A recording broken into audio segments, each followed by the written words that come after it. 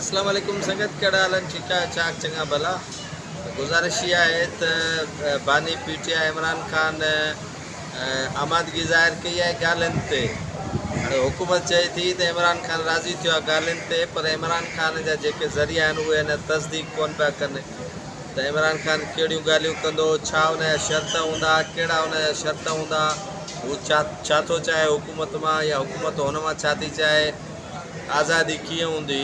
इमरान ख़ान जी आज़ादी हुकूमत नथी चाहे त थिए, उनजा सबब आहिनि, रीज़न्स आहिनि।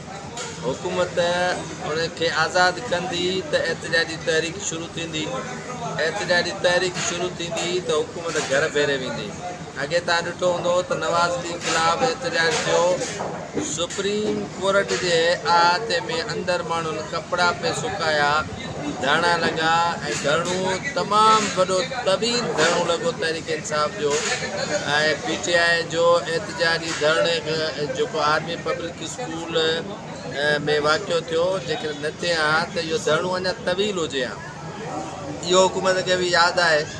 ऐं ॿियो जेको रिपब्लिकन पार्टी जो अमेरिका में सदारती उमेदवार